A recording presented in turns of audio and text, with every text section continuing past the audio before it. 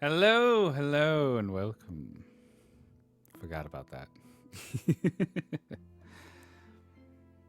But yes, welcome in, everybody. How are y'all doing today? Hopefully, doing good, doing good. And hello, Knight. I love that myth emote. Just pff, ha! Oh man. But yeah, hope you're ready for some. Well, the calibration on this thing is just kind of fucky wucky. Let me. Oh no, let me close out.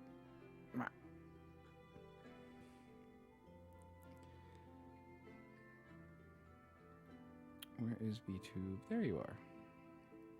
All right, I'm gonna hide this for just a second and then do the mouth just so it's not always open. It doesn't always have to be gaping. All right, do.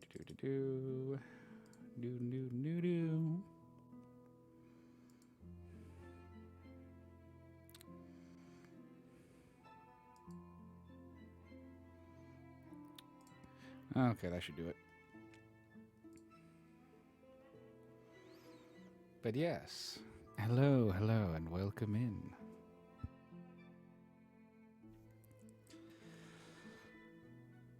So today, unless anyone has anything, we'll be going ahead and rolling into the Odyssey books 12 and 13. Since we did 10 and 11 last week.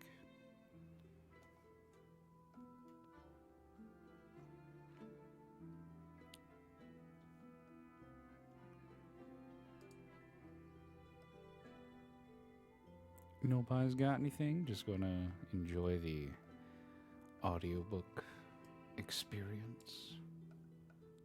Very well.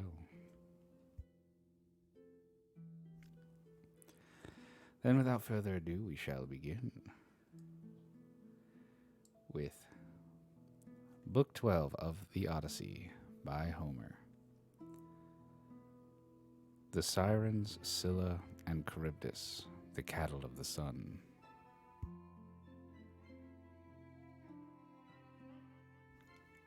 Hold up, my throat. Bah.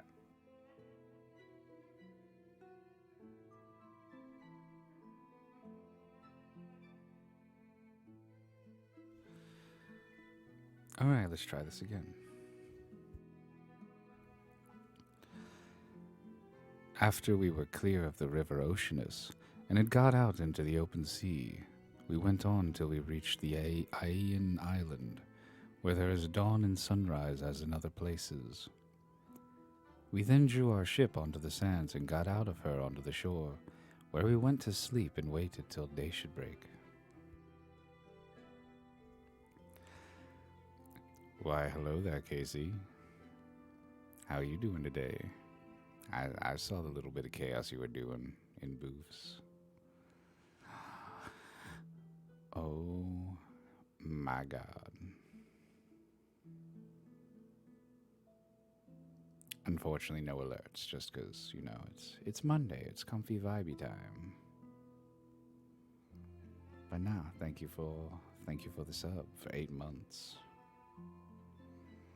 It's still weird to think that, like, we've known each other and been gaming and stuff for fucking 8 months now. Holy crap.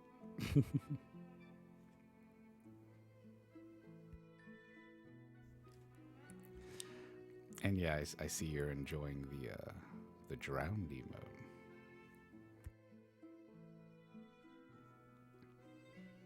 It's a pretty good emote, right? Very, very topical for this channel.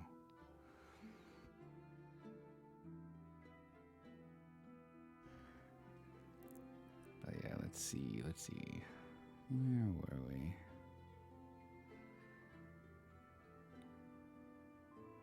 Then, when the child of morning, rosy-fingered dawn, appeared, I sent some men to Circe's house to fetch the body of Elpenor. Gonna look and listen while I hate myself for this build in Minecraft. Oh, best of luck, Casey. I might be on later tonight, actually. You know, gotta fill up that Illis Jr. pit.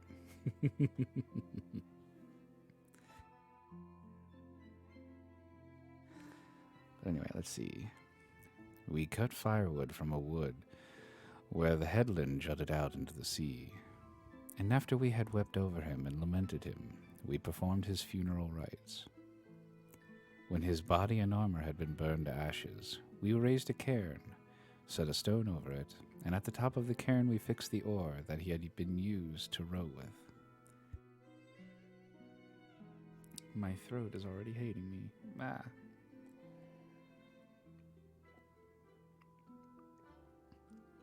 I need to figure out what to eat properly at lunch.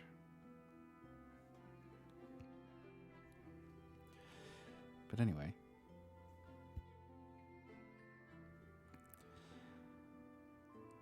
While we were doing all this, Circe, who knew that we had got back from the house of Hades, dressed herself and came to us as fast as she could, and her maidservants came with her, bringing us bread, meat, and wine.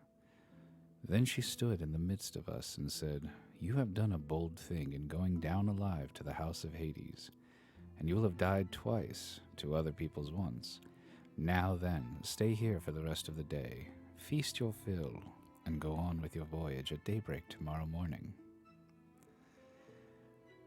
In the meantime, I will tell Ulysses about your course, and will explain everything to him, so as to prevent your suffering from misadventure either by land or sea."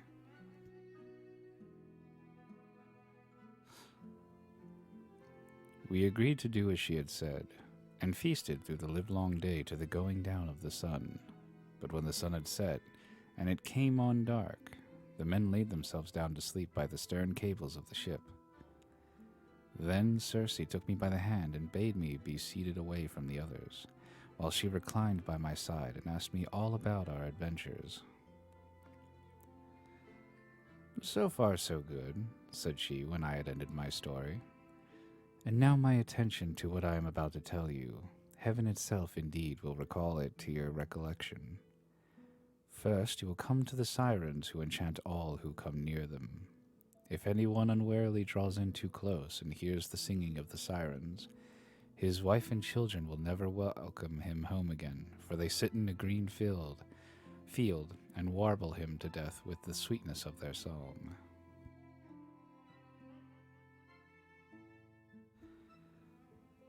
There is a great heap of dead men's bones lying all around, with the flesh still rotting off them. Therefore pass these sirens by, and stop your men's ears with wax, that none of them may hear.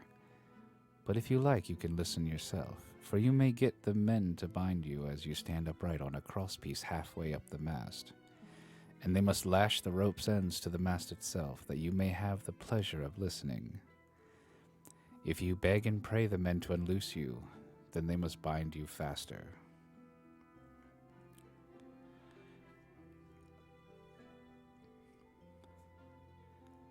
When your crew have taken you past these sirens, I cannot give you coherent directions as to which of two courses you are to take.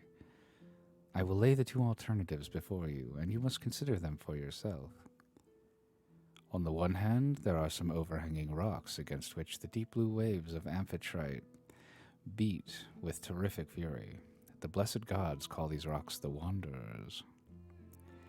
Here, not even a bird may pass, so not even the timid doves that bring ambrosia to Father Jove, but the sheer rock always carries off one of them, and Father Jove has to send another to make up their number. No ship that ever yet came to these rocks has got away again, but the waves and whirlwinds of fire are freighted with wreckage and with the bodies of dead men. The only vessel that ever sailed and got through was the famous Argo on her way from the house of Hades, and she too would have gone against these rocks, only that Juno piloted her past them, for the love she bore to Jason. Good time zone, Juzel. Welcome in.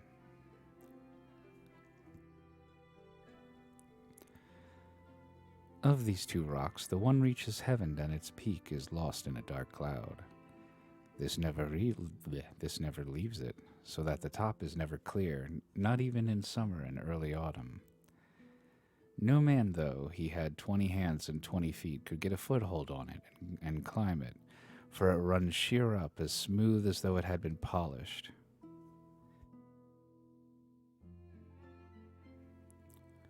Getting a little gassy, hold up.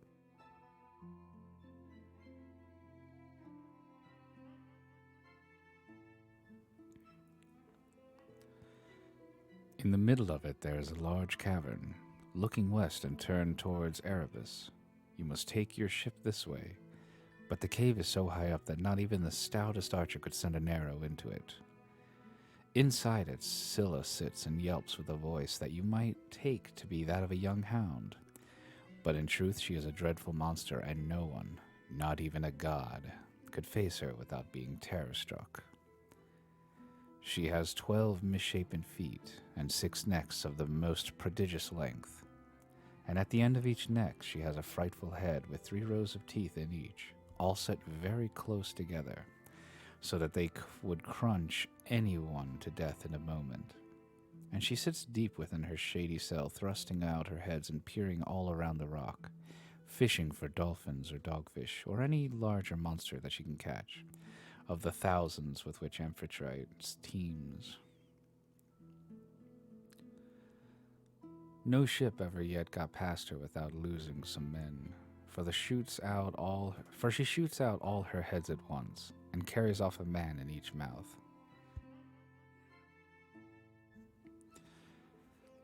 You will find the other rock lie lower, but they are so close together that there is not more than a bow shot between them. And under it lies the sucking whirlpool of Charybdis. 3 times in the day does she vomit forth her waters, and 3 times she sucks them down again. See that you be not there when she is sucking, for if you are, Neptune himself could not save you. You must hug the Scylla side and drive ship by as fast as you can, for you had better lose 6 men than your whole crew. Is there no way, said I, of escaping Charybdis, and at the same time keeping Scylla off when she is trying to harm my men?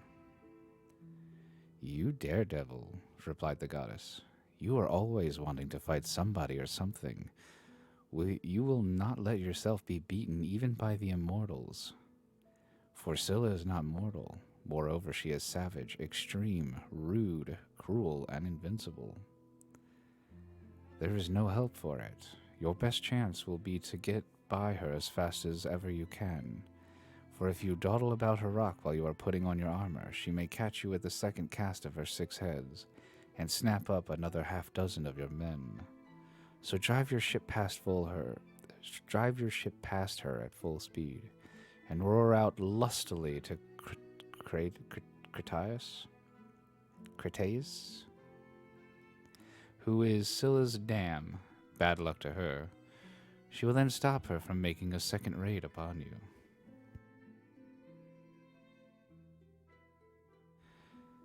You will now come to the Thrinacian island, and here you will see many herds of cattle and flocks of sheep belonging to the sun god. 7 herds of cattle and 7 flocks of sheep, with 50 head in each flock. They do not breed, nor do they become fewer in number. And they are tended by the goddess Phaethusa and Lampetie, who are children of the sun god Hyperion by Neaera. Their mother, when she had borne them and had done suckling them, sent them to the Thrinacian island, which was a long way off, to live there and look after their father's flocks and herds. If you leave these flocks unharmed and think of nothing but getting home, you may yet, after much hardship, reach Ithaca.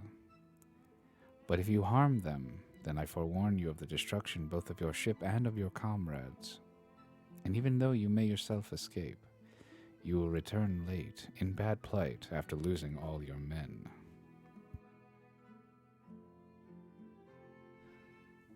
Here she ended, and dawn enthroned in gold began to show in heaven, whereon she returned inland. I then went on board and told my men to loose the ship from her moorings, So they at once got into her, took their places, and began to smite the grey sea with their oars. Presently the great and cunning goddess Circe befriended us with a fair wind that blew dead aft, and stayed steadily with us, keeping our sails well filled.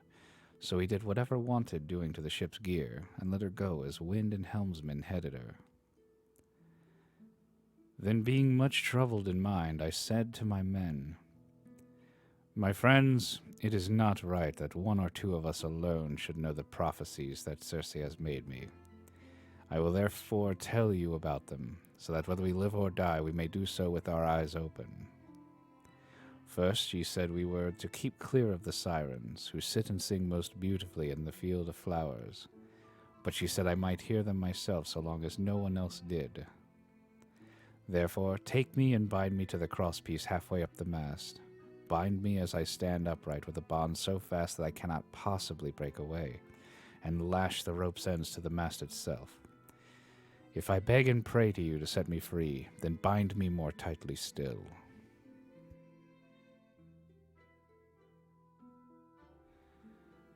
I had hardly finished telling everything to the men before we reached the island of the two sirens, for the wind had been very favorable. Then, all of a sudden, it fell dead calm. There was not a breath of wind nor a ripple upon the water, so the men furled the sails and stowed them. Then, taking to their oars, they whitened the water with the foam they raised in rowing. Meanwhile, I took a large wheel of wax and cut it up small with my sword. Then I kneaded the wax in my strong hands till it became soft, which it soon did between the kneading and the rays of the sun god son of Hyperion. Then I stopped the ears of all my men, and they bound me hands and feet to the mast as I stood upright on the crosspiece. But they went on rowing themselves. Hold up, yawn coming.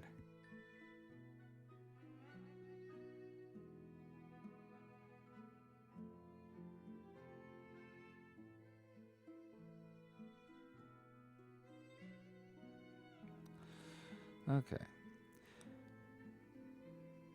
When we had gotten within earshot of the land, and the ship was going at a good rate, the sirens saw that we were getting inshore and began with their singing. "Come here," they sang, "renowned Ulysses, honor of the Achaean name, and listen to our two voices. No one ever sailed past us without staying to hear the enchanting sweetness of our song."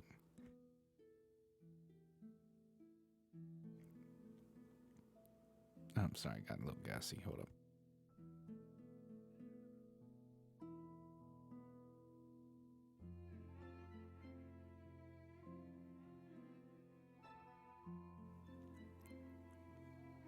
Okay.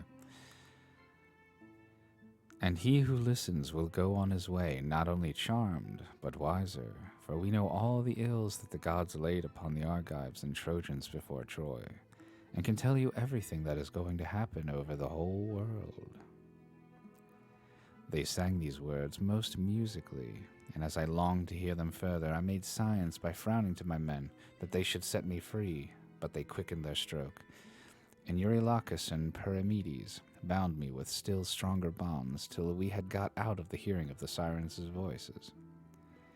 Then my men took the wax from their ears and unbound me. Immediately after we had got past the island, I saw a great wave from which spray was rising, and I heard a loud roaring sound. The men were so frightened that they loosed hold of their oars, for the whole sea resounded with the rushing of the waters. But the ship stayed where it was, for the men had left off rowing.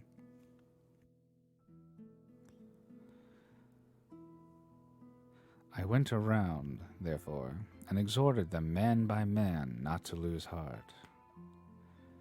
"My friends," said I, "this is not the first time that we have been in danger, and we are in nothing like so bad a case as when the Cyclops shut us up in his cave. Nevertheless, my courage and wise counsel saved us then, and we shall live to look back on all this as well. Now, therefore, let us all do as I say, trust in Jove, and row on with might and main. As for you, coxswain, these are your orders. Attend to them, for the ship is in your hands. Turn her headway from these steaming rapids and hug the rock, or she will give you the slip and be over yonder before you know where you are, and you will be the death of us.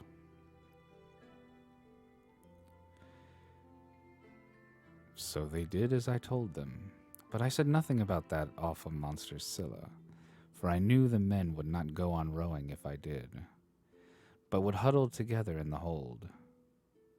In one thing only did I disobey Circe's strict instructions. I put on my armor. Then, seizing 2 strong spears, I took my stand on the ship's bows, for it was there that I expected first to see the monster of the rock, who was to do my men so much harm. But I could not make her out anywhere, though I strained my eyes with looking the gloomy rock all over and over. Then we entered the straits in great fear of mind, for on the one hand was Scylla, and on the other dread Charybdis, kept sucking up the salt water. As she vomited it up, it was like the water in a cauldron when it was boiling over upon a great fire, and the spray reached the top of the rocks on either side.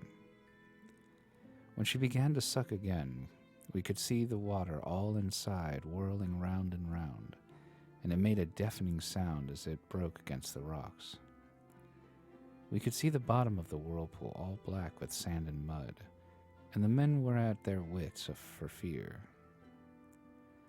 While we were taking up with this and were expecting each moment to be our last, Scylla pounced down suddenly upon us and snatched up my 6 best men. I was looking at once after both shipmen men, and in a moment I saw their hands and feet over ever so high above me, struggling in the air as Scylla was carrying them off, and I heard them call out my name in one last despairing cry. Thanks for the lurk, Mark. As a fisherman, seated, spear in hand, upon some jutting rock, throws bait into the water to deceive the poor little fishes, and spears them with the ox's horn with which his spear is shod, throwing them gasping onto the land, as he catches them one by one. Even so did Scylla land these panting creatures on a rock and munch them up at the mouth of her den, while they screamed and stretched out their hands to me in their mortal agony. This was the most sickening sight that I saw throughout all of my voyages.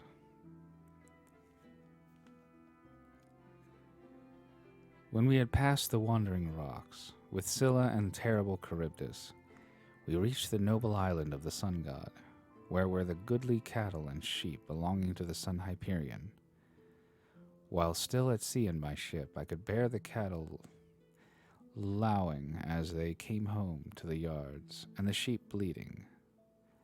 Then I remembered what the blind Theban prophet Tiresias had told me, and how carefully XIII and Circe had warned me to shun the island of the blessed sun god. So being much troubled, I said to my men, "My men, I know you are hard-pressed, but listen while I tell you the prophecy that Tiresias made me, and how carefully XIII and Circe warned me to shun the island of the blessed sun god. For it was here, she said, that our worst danger would lie. Head the ship, therefore, away from the island." The men were in despair at this, and Eurylochus at once gave me an insolent answer. "Ulysses," said he, "you are cruel. You are very strong yourself and never get worn out. You seem to be made of iron, and now, though your men are exhausted and with toil and want of sleep, you will not let them land and cook themselves a good supper upon this island, but bid them put out to sea and go faring fruitlessly on through the watches of the flying night. It is by night that the winds blow hardest and do so much damage. How can we escape should one of those sudden squalls spring up from southwest or west, which so often wreck a vessel when our lords the gods are unpropitious? Now, therefore, let us obey the behests of the night and prepare our supper here hard by the ship. Tomorrow morning we will go on board again and put out to sea." Thus spoke Eurylochus, and the men approved of his words. I saw that heaven meant us a mischief and said, You forced me to yield, for you are many against one. But at any rate, each one of you must take this solemn oath, that if he meet with a herd of cattle or a large flock of sheep, he will not be so mad as to kill a single head of either, but will be satisfied with the food that Circe had given us. They all swore as I bade them, and when they had completed their oath, we made the ship fast in a harbor that was near a stream of fresh water, and the men went ashore and cooked their suppers. As soon as they had enough to eat and drink, they began talking about their poor comrades whom Scylla had snatched up and eaten. This set them weeping, and they went on crying till they fell off into a sound sleep.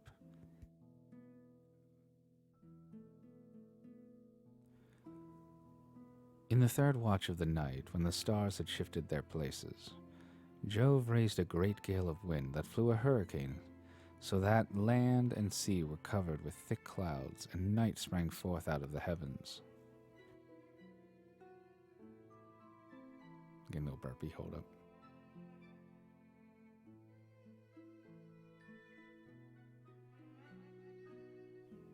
Okay.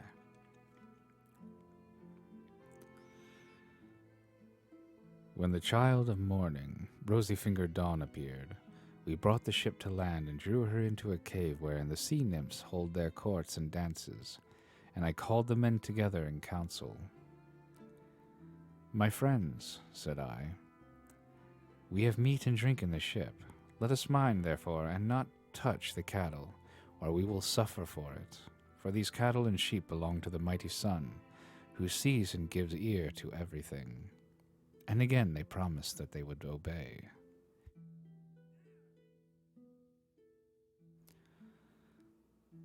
For a whole month the wind blew steadily from the south, and there was no other wind, but only south and east. Oh, vibes are extra comfy. Back to lurking? Hell yeah. You take care, Mark. Go do your thing.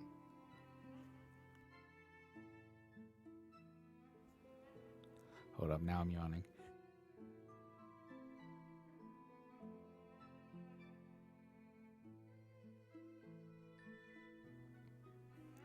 Okay. As long as corn and wine held out, the men did not touch the cattle when they were hungry. When, however, they had eaten all there was in the ship, they were first to go further afield with hook and line, catching birds and taking whatever they could lay their hands on, for they were starving. One day, therefore, I went up inland that I might pray heaven to show me some means of getting away. When I had gone far enough to be clear of all my men, I had found a place that was well sheltered from the wind. I washed my hands and prayed to all the gods in Olympus till by and by they sent me off into a sweet sleep. I'm gonna take a little drinky here real quick.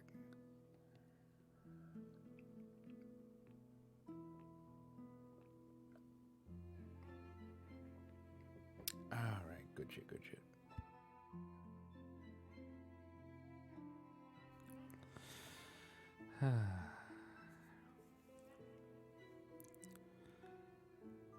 Meanwhile, Eurylochus had been giving evil counsel to the men. Listen to me, said he, my poor comrades. All deaths are bad enough, but there is none so bad as famine. Why should not we drive in the best of these cows and offer them in sacrifice to the immortal gods? If we ever get back to Ithaca, we can build a fine temple to the sun god and enrich it with every kind of ornament. If, however, he is determined to sink our ship out of revenge for these homed cattle, and the other gods are of the same mind, I, for one, would rather drink salt water for once for all and have done with it than be starved to death by inches in such a desert island as this is.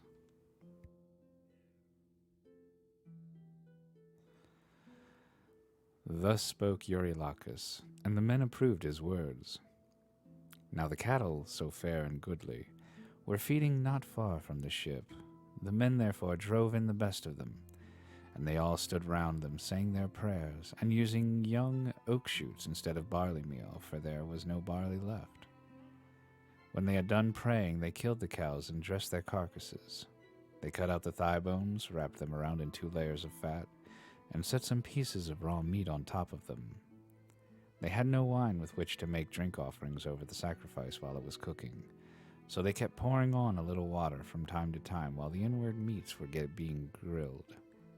Then, when the thigh bones were burned and they had tasted the inward meats, they cut the rest up small and put the pieces upon the spits.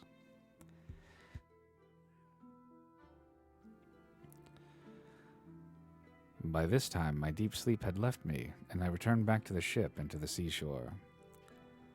As I drew near, I began to smell hot roast meat, so I groaned out a prayer to the immortal gods. "Father Jove," I exclaimed, "and all you other gods who live in everlasting bliss, you have done me a cruel mischief by the sleep into which you have sent me. See what fine work these men of mine have been making in my absence." Meanwhile, Lampeter went straight off to the sun and told him we had been killing his cows, whereon he flew into a great rage and said to the immortals, "Father Jove, and all you other gods who live in everlasting bliss, I must have vengeance on the crew of Ulysses' ship. They have had the insolence to kill my cows, which were the one thing I loved to look upon, whether I was going up heaven or down again. If they do not square accounts with me about my cows, I will go down to Hades and shine there among the dead."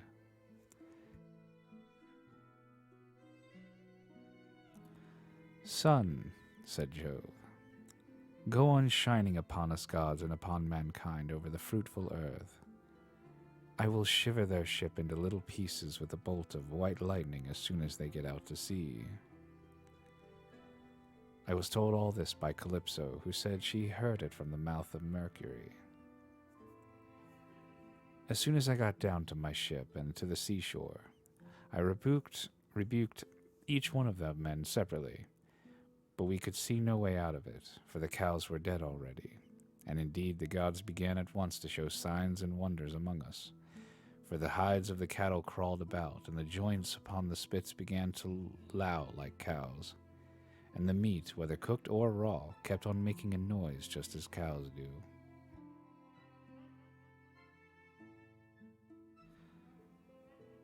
For 6 days my men kept driving in the best cows and feasting upon them. But when Jove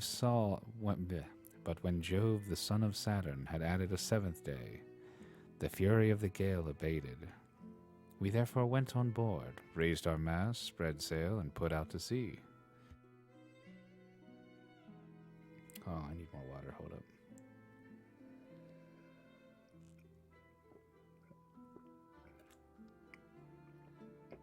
This part is absolutely terrifying to think about. Oh yeah, no, I can see that. Just cow parts moving about, and cow skins and meat and stuff just moving like it normally does. Yeah, it definitely does that. But it's a normal day for a necromancer.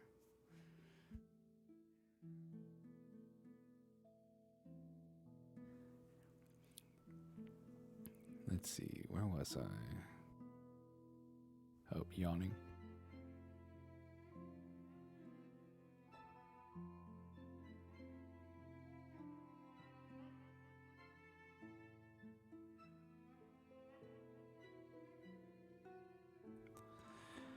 Okay, let's see.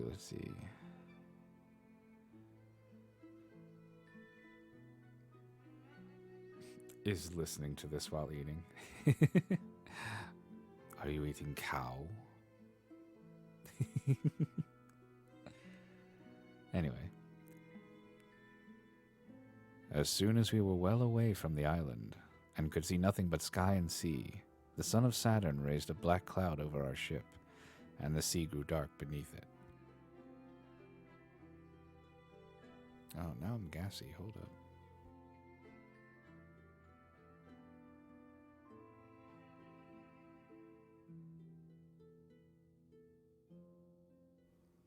Alright, let's try again. We did not get on much further, for in another moment we were caught by a terrific squall from the west that snapped the forestays of the mast so that it fell aft, while all the ship's gear tumbled about at the bottom of the vessel. The mast fell upon the head of the helmsman in the ship's stern, so that the bones of his head were crushed to pieces, and he fell overboard as though he were diving, with no more life left in him. Actually, yes, beef. Hell yeah. It's your fault everyone died. No, I'm just kidding. Then Jove let fly with his thunderbolts, and the ship went round and round, and was filled with fire and brimstone as the lightning struck it.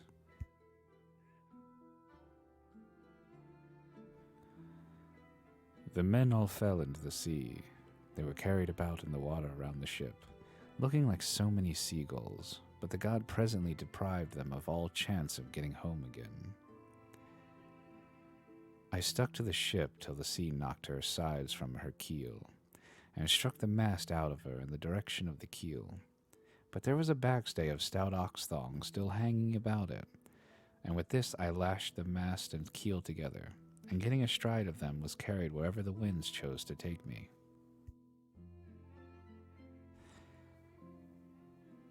I didn't know ox thong was a thing. I do now.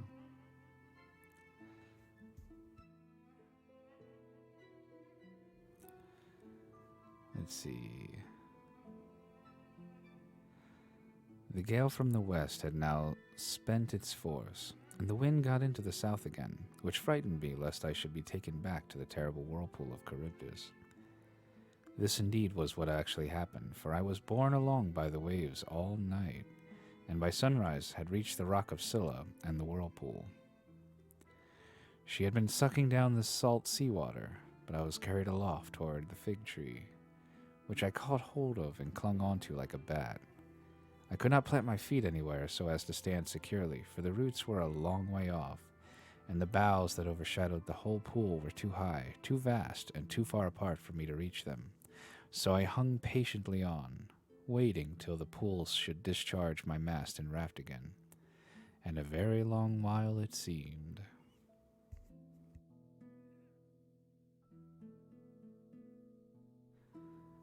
A juryman is not more glad to get home to supper after having been long detained in court by troublesome cases than I was to see my raft beginning to work its way out of the whirlpool again. At last I let go with my hands and feet and fell heavily into the sea, hard by my raft, onto which I then got and began to row with my hands. As for Scylla, the father of gods and men would not let her get further sight of me, otherwise I should have certainly been lost.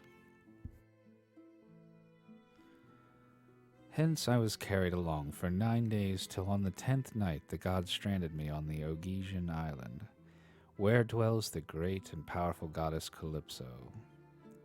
She took me in and was kind to me, but I need say no more about this, for I told you and your noble wife all about it yesterday, and I hate saying the same thing over and over again.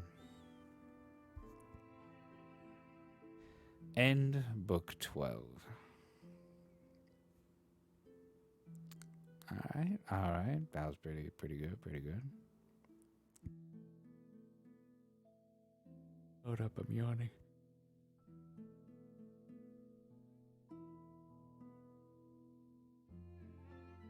Holy crap. Bah. Alright.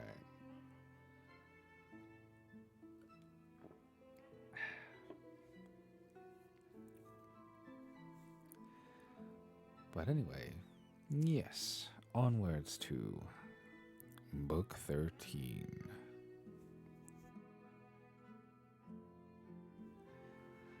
Ulysses leaves Scheria and returns to Ithaca.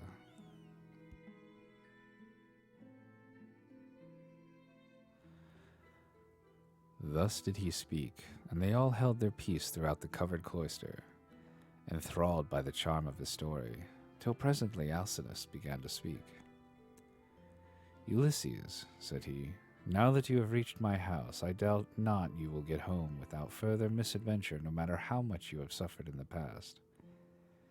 To you others, however, who came here night after night to drink my choicest wine and listen to my bard, I would insist as follows. Our guest has already packed up the clothes, wrought gold, and other valuables which you have brought for his acceptance. Let us now therefore present him further, each one of us, with a large tripod and a cauldron.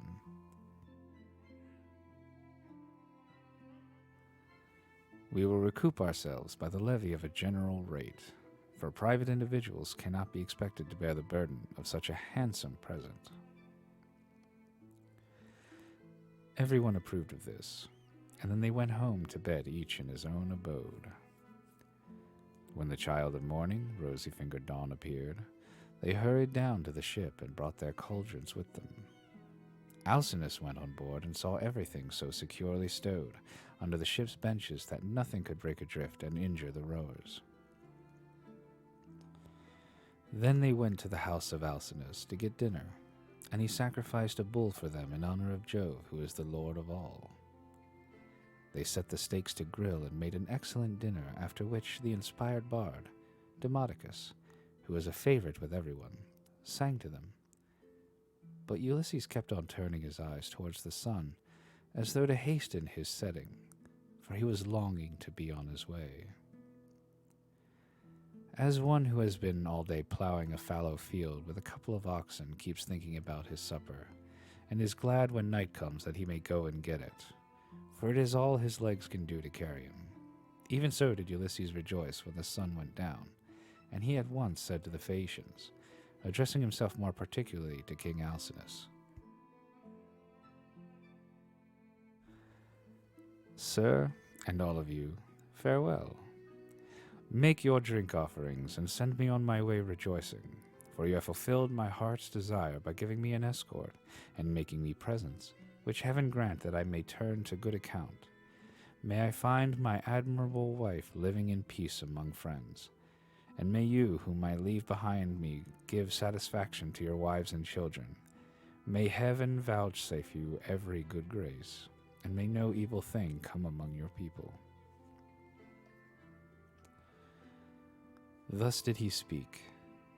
His hearers, all of them, approved his saying, and agreed that he should have his escort in as much as he had spoken reasonably. Alcinous, therefore, said to his servant, Pontonous, mix some wine and hand it round to everybody, that we may offer a prayer to Father Jove, and speed our guest upon his way. Pontonous mixed the wine and handed it to everyone in turn. The others each from his own seat made a drink offering to the blessed gods that live in heaven. But Ulysses rose and placed the double cup in the hands of Queen Arete. Farewell, Queen, said he. Henceforward and forever, till age and death, the common lot of mankind lay their hands upon you. I now take my leave. Be happy in this house with your children, your people, and with King Alcinous. As he spoke, he crossed the threshold, and Alcinous sent a man to conduct him to his ship and to the seashore. Arete also sent some maidservants with him, one with a clean shirt and cloak, another to carry his strong box, and a third with corn and wine. When they got to the waterside, the crew took these things and put them on board, with all the meat and drink. But for Ulysses they spread a rug and a linen sheet on deck, that he might sleep soundly in the stern of the ship. Hold up, getting a little gassy.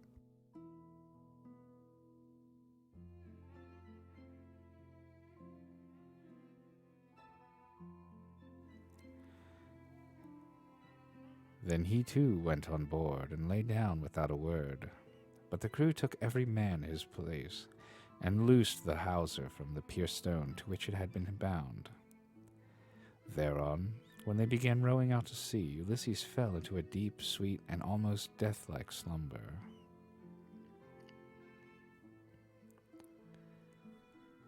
The ship bounded forward on her way as a four-in-hand chariot flies over the course when the horses feel the whip. Her prow curvetted, as it were the neck of a stallion, and a great wave of dark blue water seethed in her wake.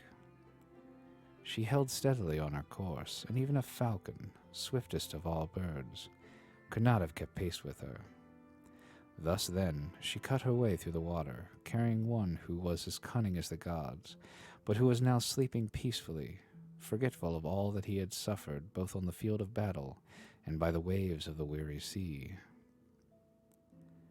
When the bright star that heralds the approach of dawn began to show, the ship drew near to land. Now there is in Ithaca a haven of the old merman, Phorcys, which lies between 2 points that break the line of the sea and shut the harbor in. These shelter it from the storms of wind and sea that rage outside, so that when once within it, a ship may lie without being even moored. At the head of this harbor there is a large olive tree, and at no great distance a fine overarching cavern, sacred to the nymphs who are called naiads.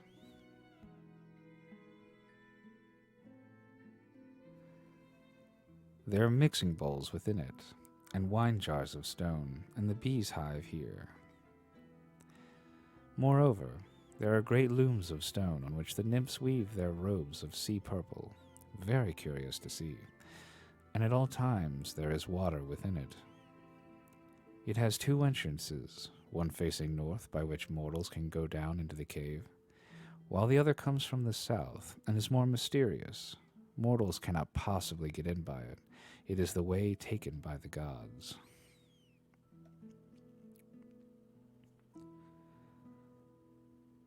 Into this harbor, then, they took their ship, for they knew the place. She had so much way upon her that she ran half her own length onto the shore. When, however, they had landed, the first thing they did was to lift Ulysses with his rug and linen sheet out of the ship and lay him down upon the sand, still fast asleep. Then they took out the presents which Minerva had persuaded the Phaeacians to give him when he was setting out on his voyage homewards.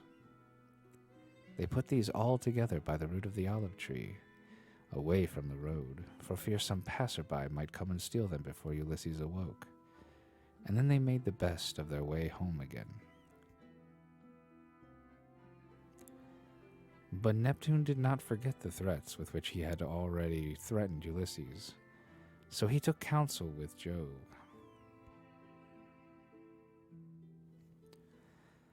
"Father Jove," said he, "I shall no longer be held in any sort of respect among you gods, if mortals like the Phaeacians, who are my own flesh and blood, show such small regard for me.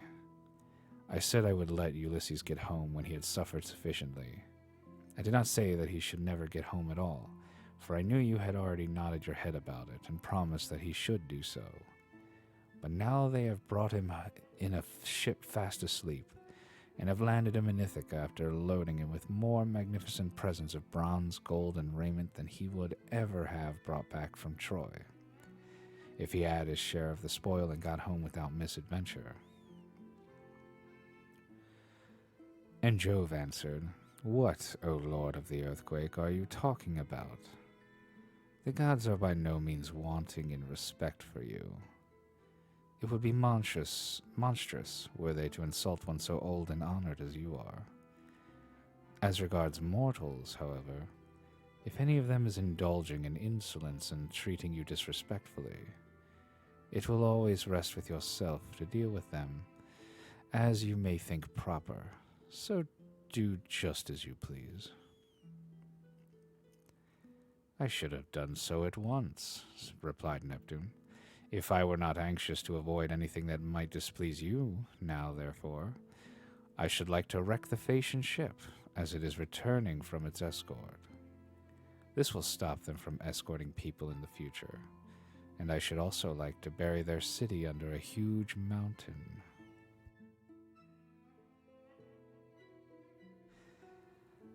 "My good friend," answered Jove, "I should recommend you at the very moment when the people from the city are watching the ship on their way to turn it into a rock near the land and looking like a ship. This will astonish everybody, and you can then bury their city under the mountain." When Earth-encircling Neptune heard this, he went to Syria, where the Phaeacians live, and stayed there till the ship, which was making rapid way, had got close in. Then he went up to it, turned it into stone, and drove it down with the flat of his hand so as to root it to the ground. After this he went away.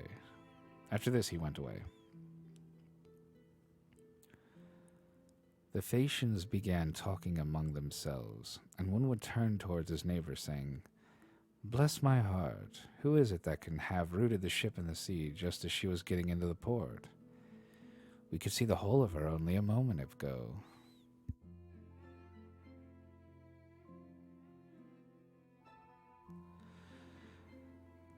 This was how they talked, but they knew nothing about it, and Alcinous said, "I remember now the old prophecy of my father. He said that Neptune would be angry with us for taking everyone so safely over the sea, and one day wreck a Phaeacian ship as it was returning from an escort, and bury our city under a high mountain." I'm gonna need another drinky, hold up.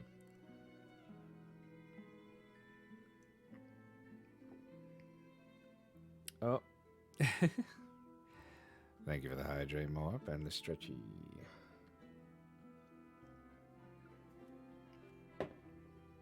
Oh,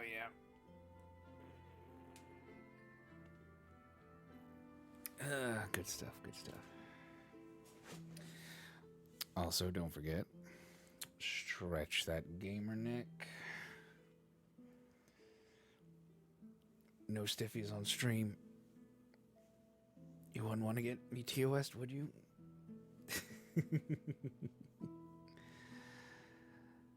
Anyway.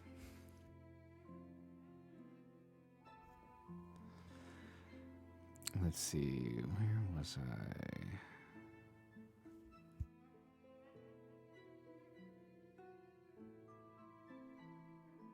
Okay. This was what my old father used to say, and now it is all coming true. Hold up, Gazzy.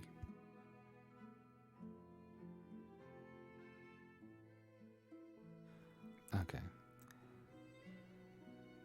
Now, therefore, let us all do as I say. In the first place, we must leave off giving people escorts when they come here. And in the next, let us sacrifice 12 picked bulls to Neptune, that he may have mercy upon us, and not bury our city under the high mountain. When the people heard this, they were afraid, and got ready the bulls.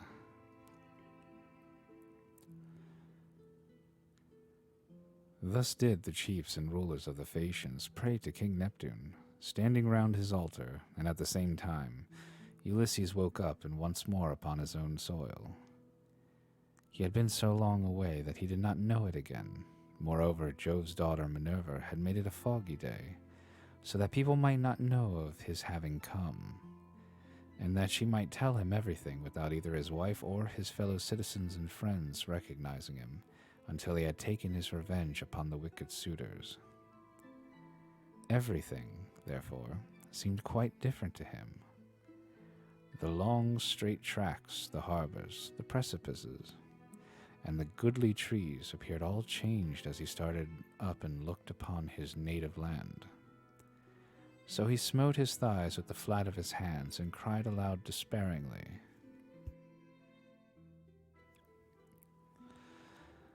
"Alas," he exclaimed, "among what manner of people am I fallen? Are they savage and uncivilized, or hospitable and humane? Where shall I put all this treasure, and which way shall I go? I wish I had stayed over there with the Phaeacians, or I could have gone to some other great chief who would have been good to me and given me an escort. As it is, I do not know where to put my treasure, and I cannot leave it here for fear somebody else should get hold of it. In good truth, the chiefs and rulers of the Phaeacians have not been dealing fairly by me, and have left me in the wrong country. They said they would take me back to Ithaca, and they have not done so. May Jove, the protector of suppliants, chastise them, for he watches over everybody and punishes those who do wrong. Still, I suppose I must count my goods and see if the crew have gone off with any of them. He counted his goodly coppers and cauldrons, his gold, and all his clothes, but there was nothing missing. Still, he kept grieving about not being in his own country, and wandered up and down by the shore of the sounding sea, bewailing his hard fate. Then Minerva came up to him, disguised as a young shepherd of delicate and princely mien, with a good cloak folded about her shoulders. She had sandals on her comely feet and held a javelin in her hand. Ulysses was glad when he saw her and went straight up to her. "My friend," said he, "you are the first person whom I have met with in this country. I salute you, therefore, and beg you to be well disposed towards me. Protect these my goods and myself too, for I embrace your knees and pray to you as though you were a god. Tell me then, and tell me truly, what land and country is this? Who are its inhabitants? Am I on an island, or is this the seaboard of some continent?"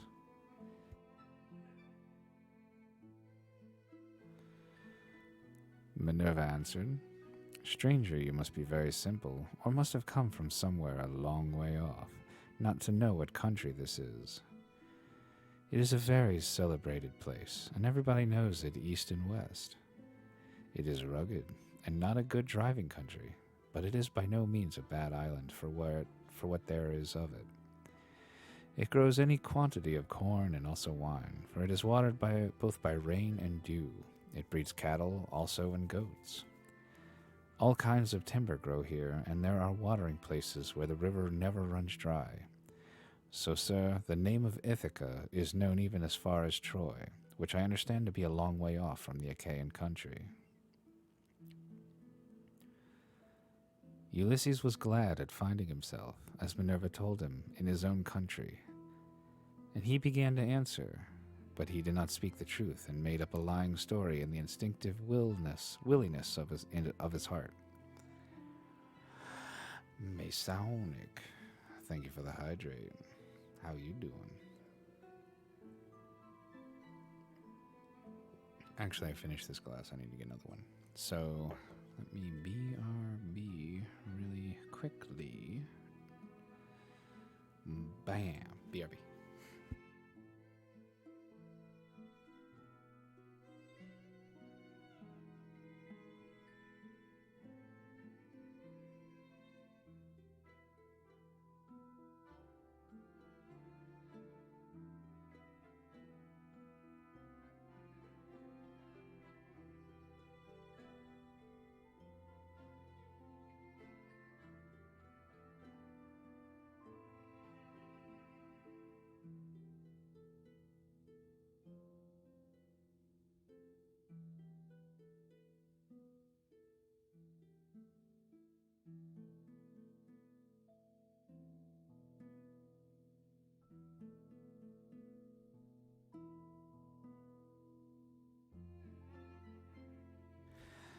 And I am back. Ka-chow. Okay. Let's see. Okay. "I heard of Ithaca," said he, "when I was in Crete beyond the seas, and now it seems I have reached it with all of these treasures. I have left as much more behind me for my children, but am flying because I killed Orsilochus, son of Idomeneus, the fleetest runner of Crete. I killed him because he wanted to rob me of the spoils I had got from Troy, with so much trouble and danger both on the field of battle and by the waves of the weary sea. He said I had not served his father loyally at Troy as vassal, but had set myself up as an independent ruler, so I lay in wait for him with one of my followers by the roadside, and speared him as he was coming into town from the country. It was a very dark night, and nobody saw us. It was not known, therefore, that I had killed him, but as soon as I had done so, I went to a ship and besought the owners, who were Phoenicians, to take me on board and set me in Pylos or in Illis, where the Epeans rule, giving them as much spoil as satisfied them. They meant no guile, but the wind drove them off their course, and we sailed on till we came hither by night.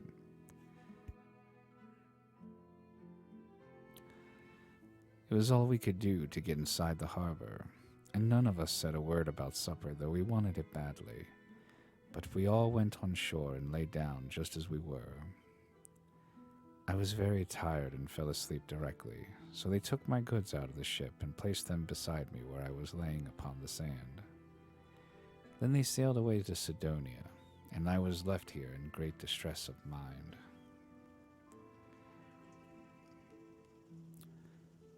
Such was his story, but Minerva smiled and caressed him with her hand. Then she took the form of a woman, fair, stately, and wise. He must be indeed a shifty, lying fellow, said she, who could surpass you in all manner of craft, even though you had a god for your antagonist. Daredevil that you are, full of guile, unwearying in deceit. Can you not drop your tricks and your instinctive falsehood, even now that you are in your own country again? We will say no more, however, about this, for we can both of us deceive upon occasion. You are the most accomplished counselor and orator among all mankind, while I for diplomacy and subtlety have no equal among the gods. Did you not know Jove's daughter, Minerva, me, who have been ever with you, who kept watch over you in all your troubles, and who made Phaeacians take so great a liking to you? And now, again, I come here to talk things over with you, and help you to hide the treasure I made the Phaeacians give you. I want to tell you about the troubles that await you in your own house. You have got to face them, but tell no one, neither man nor woman, that you have come home again. Bear everything, and put up with every man's insolence, without a word.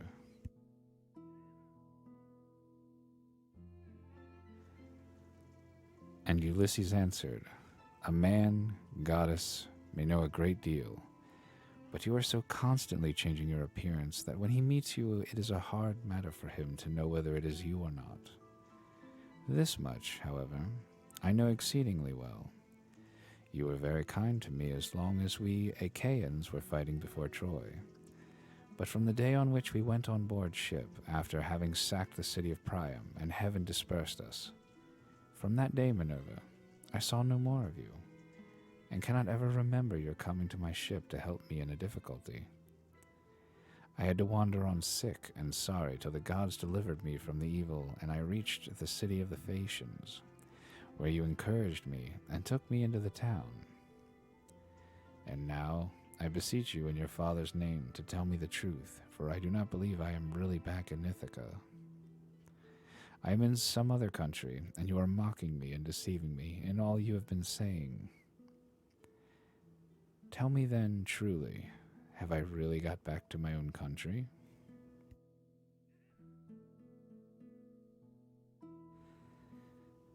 You are always taking something of that sort in your head, replied Minerva. Oh, my goodness. If it isn't Lichel. Hey, El. How you doing? Boner Daddy raid. Hell yeah, your boner lord is here. But yeah, hello everybody. Sorry, no alerts, just because, it's comfy reading time. For comfy reading Mondays. Reading the Odyssey book. We're on book 13 right now. But yeah, hello raiders. Welcome in, welcome to my study. You are all now guests. Please enjoy the vibes. Yeah, did you enjoy, what was it? Grotesque Beauty? I forget the name of it. The little bit I saw earlier, I enjoyed. Thank you, Morp. And yes. Go follow the elm, fellow lich. Great person, good bean, definitely worth following. Oh God, the position of my camera makes for it's easy for me to go woo. Oh, yo, true, yeah.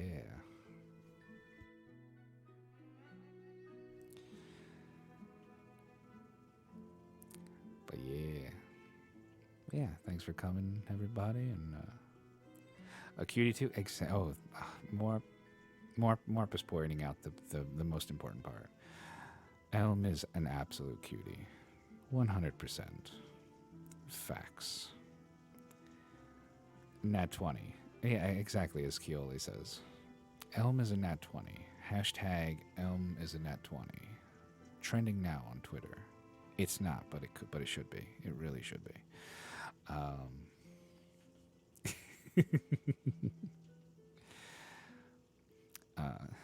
I swear to gods.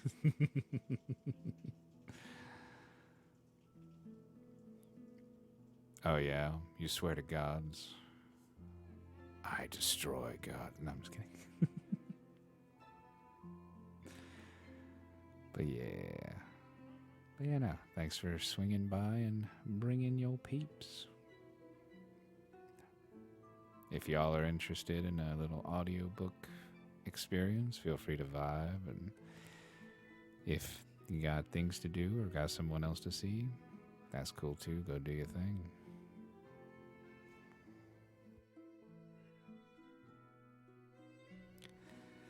I will fight you, you long-necked bastard. I'm sorry, what? What do you mean long neck? Look at me. My neck is normal. It's totally normal. I'm totally not getting self-conscious about my neck now since someone's pointed it out. Let's fight, let's fight. Oh my God.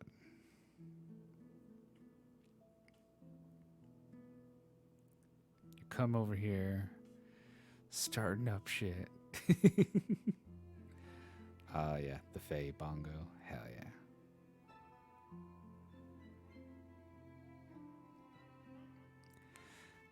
Let me take a drink quick. You have never seen that meme, have you? Oh, you're right. You know, I have no idea what meme you're talking about. Feel free to drop it in my Discord. And I'll check it out later. First to lose their shirt loses. I mean, God, I wish I had a toggle for that. But, oh well. Maybe another time. But yeah, I'll check that out later. But yeah, thanks for coming by, everybody, and enjoy the vibes or go do your thing if you got something else. Let's see, where was I?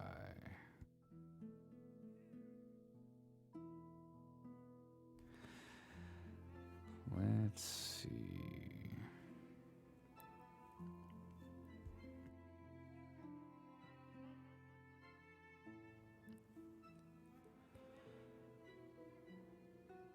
Crap, where was I? Oh, okay, I found it. You are always taking something of that sort in your head, replied Minerva, and that is why I cannot desert you in your afflictions. You are so plausible, shrewd, and shifty. Anyone but yourself, on returning from so long a voyage, would at once have gone home to see his wife and children. But you do not seem to care about asking after them, or hearing any news about them till you have exploited your wife, who remains at home vainly grieving you, and having no peace night or day for the tears she sheds on your behalf.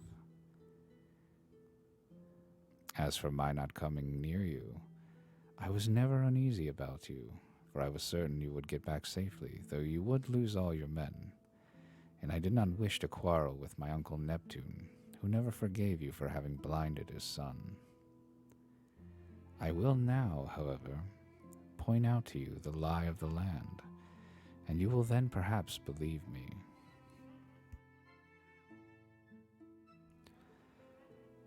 This is the haven of the old merman Phorcys, and here is the olive tree that grows at the head of it.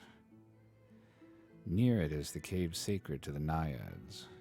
Here too is the overarching cavern in which you have offered many an acceptable hecatomb to the nymphs, and this is the wooded mountain, Nereidum. As she spoke, the goddess dispersed the mist and the land appeared. Then Ulysses rejoiced at finding himself again in his own land, and kissed the bounteous soil. He lifted his hands up and prayed to the nymphs, saying, Naiad nymphs, daughters of Jove, I have made sure that I was never again to see you. Now therefore I greet you with all loving salutations, and I will bring you offerings as in the old days, if Jove's redoubtable daughter will grant me life and bring my son to manhood.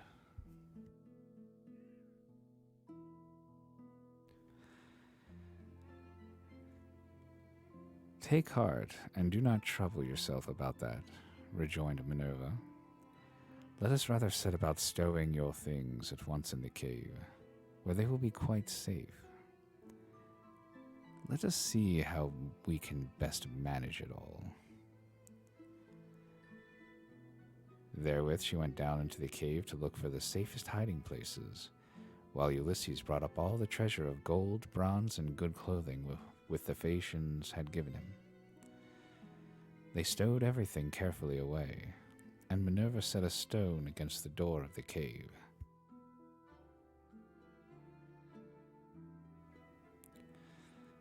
Then the two sat down by the root of the great olive, and consulted how to compass the destruction of the wicked suitors.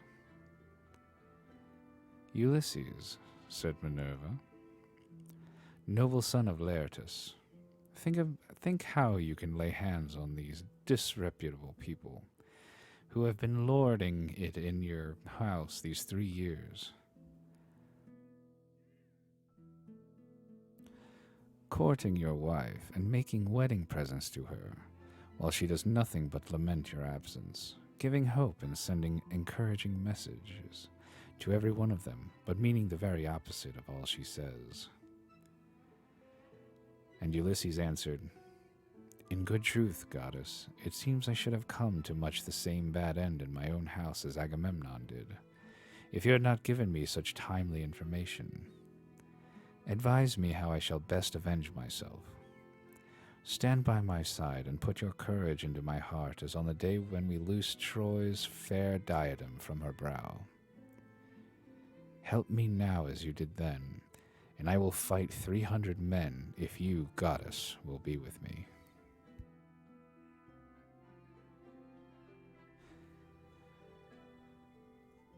Trust me for that, said she. I will not lose sight of you when once we set about it, and I imagine that some of those who are devouring your substance will then bespatter the pavement with their blood and brains. I will begin by disguising you so that no human being shall know you. I will cover your body with wrinkles. You shall lose all your yellow hair. I will clothe you in a garment that shall fill all who see it with loathing. I will blear your fine eyes for you and make you an unseemly object in the sight of the suitors, of your wife, and of the son whom you left behind you. Then go at once to the swineherd who is in charge of your pigs. He has been always well affected towards you, and is devoted to Penelope and your son. You will find him feeding the pigs near the rock that is called Raven, by the fountain Arethusa, where they are fattening on beech mast and spring water after their manner. Stay with him and find out how things are going, while I proceed to Sparta and see your son, who is with Menelaus at Lacedaemon, where he has gone to try and find out whether you are still alive. But why? Said Ulysses. Did you not tell him, for you knew all about it? Did you want him, too, to go sailing about amid all kinds of hardship while others are eating up his estate? Minerva answered, Never mind about him. I sent him that he might be well spoken of for having gone. He is in no sort of difficulty, but it is staying quite comfortably with Menelaus, and is surrounded with abundance of every kind. The suitors have put out to sea and are lying in wait for him, for they mean to kill him before he can get home. I do not much think they will succeed, but rather that some of those who are now eating up your estate will first find a grave themselves. Thank you for the hydrate, Mark.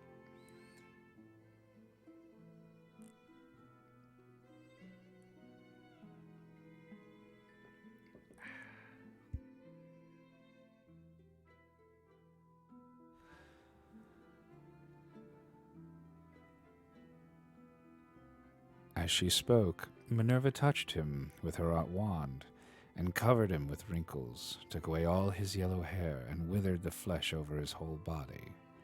She bleared his eyes, which were naturally very fine ones. She changed his clothes and threw an old rag of a wrap about him, and a tunic, tattered, filthy, and begrimed with smoke. She also gave him an undressed deerskin as an outer garment, and furnished him with a staff and a wallet, all in holes, with a twisted thong for him to sling it over his shoulder. When the pair had thus laid their plans, they parted, and the goddess went straight to Lacedaemon to fetch Telemachus. End of Book 13. You know what? I'm feeling good. We can definitely do 14. We'll do 14. Let me go and change the title. I'm gonna make it 12, 13, and 14.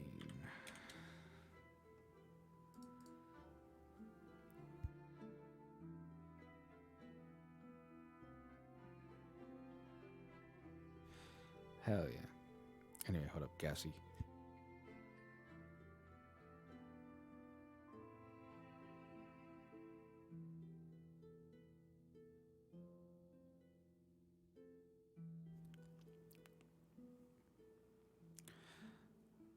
Alright then. Oh, consume aqua. Thank you for the hydrate, Knight.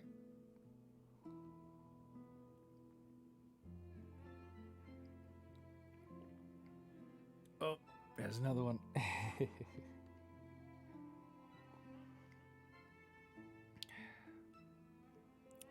Hello, Masonic. How you doing? Actually, how's everybody doing? Y'all enjoying some stream reads? Yeah, Masonic, you know I don't do, like, alerts don't really happen on, any alerts don't really happen on Mondays, on my reading days. But yeah. But thank you for the Richards.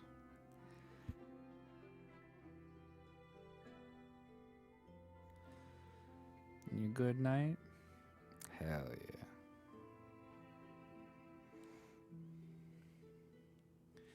You're good. Sooncat has hunted 3 socks and was defeated by a bra. I mean, the bra is can be quite devastating, really. Doing good, though it's storming where I am at. What the fuck? Like a downpour. Oh. I see. Big old storming. Vibing with post-burrito food coma? Oh, I get that. Get that food coma.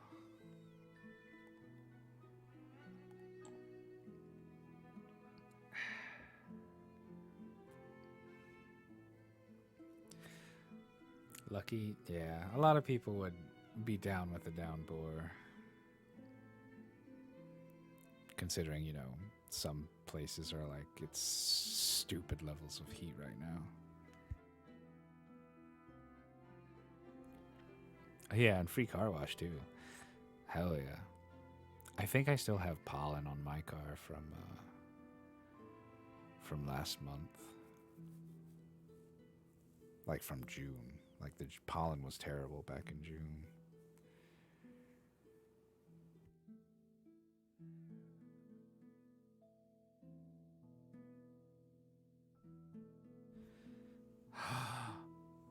Elm. How dare you? How dare you throw your bitties at me? Sadly, there are no titties to throw your bitties at. Because this is supposed to be a comfy stream. Happily. Bitties for the titties. Fair, fair. Next time, Gadget. Next time.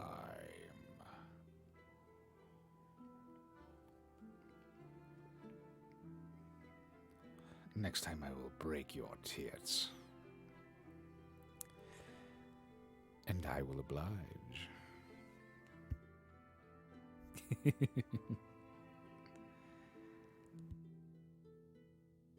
Oh no, you are no.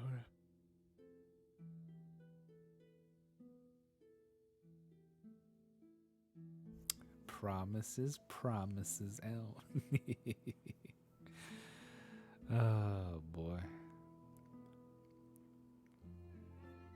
Alright, let's see. Time to start. Book 14. Ulysses in the hunt with you. Is it storming here too? Hold up.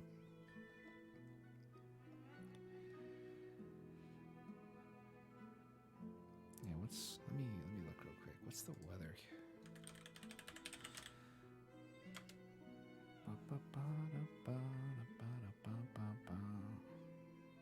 No, it's just rain. Alright, I don't know what that noise is then. Give a heckin' wisdom? Alright, you want a heckin' wisdom? Very well. Hapataka. Ba. Hapakataka. Hapatakataba. Ba. Also, it's I just saw lightning. It's definitely storming here. Oh shit.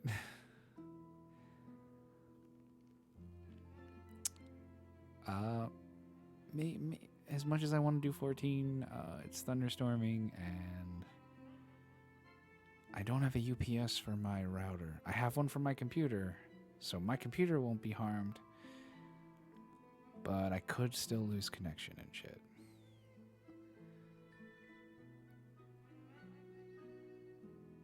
Oh, you heard that too? Yeah, it's Let me see. Properties? Is it just the mic? Oh no, it's NVIDIA. Oh, the NVIDIA broadcast isn't on. Or active, I should say. But that's fine. But yeah, no, it's storming here, and I don't wanna potentially get cut off because, thunderstorm. Let's see. What do we got? Boop, boop, boop, boop. Well, actually, who do we got? It is more appropriate.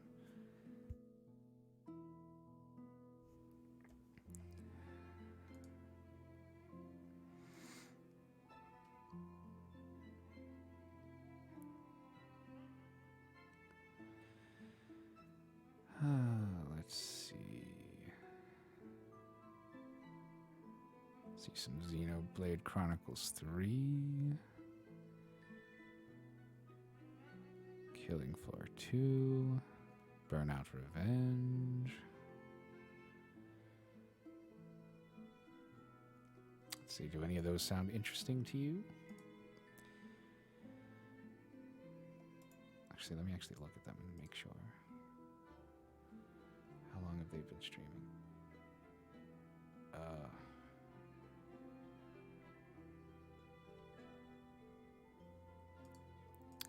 Yeah, I think they're still good. I can't play sound, otherwise, you know. Actually, no, actually I could. I could just mute it. There, I mute it. Boof and Sharks and Wreck, they're all playing Ark. Oh, wait. They're playing Ark? So like Survival Evolved? Hold up, I need to look at that. Let me look at that.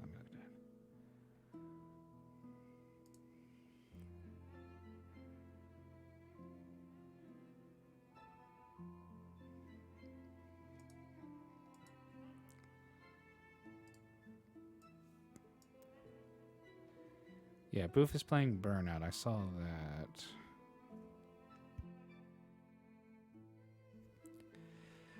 Sharks and Wreck. I don't know Sharks and Wreck. Because I don't have anyone playing Ark Survival Evolved.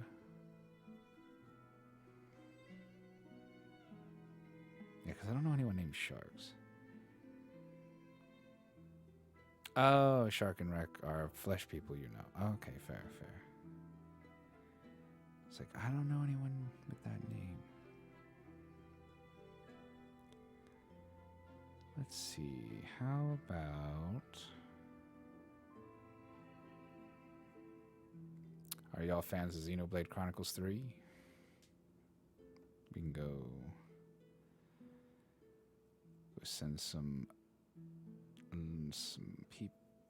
you guys over that way to Ophelia the Vernal Witch. Are Void happy? Let's see what's Void doing. Never played him? Nah, fair. Actually, Toonstruck. What the hell is Toonstruck? Oh, wait. Oh, they're offline. Yeah, I'm on Void. I'm on Legs right now. And it's like I guess they just went offline. Pooh.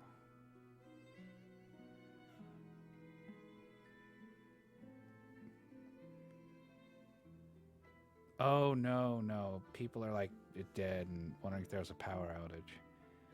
Okay, maybe Void, maybe Legs stream just cut because their power just got cut. Well, that is unfortunate. That's the reason why I'm trying to send you to somebody else, because I don't want to be like, it's storming here. And, you know, we're gonna go to Booth. We're going to Booth. I know they plan on streaming for a bit. So let's go raid Booth. We gonna go see Booth.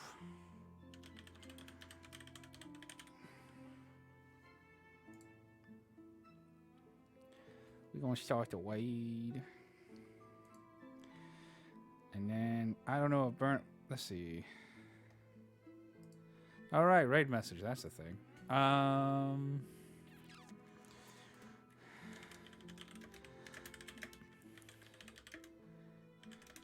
How about boofing at the speed of Nos? I don't that's probably terrible, but you know what? Fuck it, we're going with it. How about some, if you got them emotes, you know, you gotta shit, hold up. Let me put Lich Mail at the beginning. And then blam! Boofing at the speed of Nos. There we go. And then, if you don't have my emotes, we'll also throw in a little PogChamp. Little PogChamp. Oh, come, no, PogChamp. Do it. Do the thing. Blam! Okay.